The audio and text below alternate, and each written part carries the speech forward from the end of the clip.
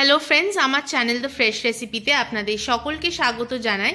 আজ আমি আপনাদের জন্য একটি খুবই হেলদি একটি রেসিপি নিয়ে এসেছি, ভোক টস্ট ব্রোকলি। তাহলে আসুন দেখে নিই এই রেসিপিটা আমি কিভাবে তৈরি করছি। প্রথমে এখানে আমি গ্যাসের আছে একটা কড়া বসিয়ে নিয়েছি আর গরম জল ফুটিয়ে নিয়েছি। দিয়ে এখানে আমি একটা বড় সাইজের ব্রোকলি নিয়েছি। দিয়ে যেরকম ফুলকপির ফুলগুলো যেরকম আমরা কেটে নিই সেরকম ঠিক আমি ব্রোকলির ফুলগুলো কেটে নিয়েছি, ভালো করে ধুয়ে নিয়েছি। এবার আমি জলে এটাকে বয়েল হতে দেব, সবটাই দিয়ে দেব। 5 থেকে 7 মিনিট এটাকে আমি বয়েল হতে দেব। এইবার এতে দিয়ে দেব হাফ চামচ নুন, দিয়ে এবার এটাকে বয়েল হতে দেব। এখানে দেখুন 5 মিনিট আমি ব্রোকলি এইভাবে করে ফুটিয়ে নিয়েছি, বয়েল হয়ে গেছে। এবার আমি ফ্লেম অফ করে এটাকে জলটা আমি ঝরিয়ে নেব।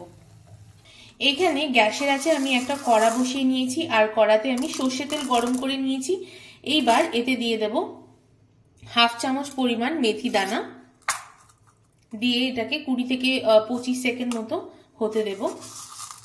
20-25 সেকেন্ড আমি মেথি দানাটাকে এইভাবে করে হতে দিয়েছি। এইবার বয়েল করে রাখা ব্রোকলিগুলো আমি তেলে দিয়ে দেব, দিয়ে এটাকে ফ্রাই করে নেব।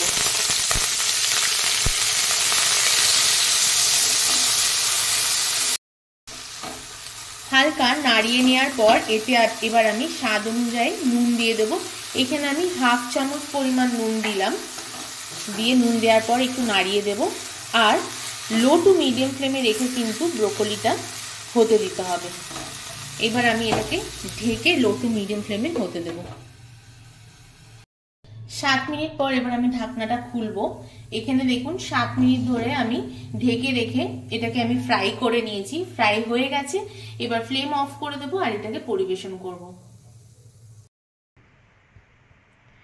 দেখুন তৈরি হয়ে গেছে আমাদের টস করা ব্রোকলি। এই ব্রোকলি কিন্তু খুবই হেলদি খেতে, আর যেভাবে করে করলাম খুবই অল্প তেল দিয়ে আর কোনো মশলাই নেই, শুধুমাত্র এটাকে টস করেছি। তাহলে এই রেসিপিটা কেমন লাগলো অবশ্যই আমাকে কমেন্ট করে জানাবেন, আর ভালো লাগলে কিন্তু লাইক শেয়ার সাবস্ক্রাইব করতে ভুলবেন না। তাহলে আজ ভিডিওটা এখানেই শেষ করছি, আবার আসবো একটা নতুন রেসিপি নিয়ে। আপনারা খুব ভালো থাকবেন, সুস্থ থাকবেন, ধন্যবাদ।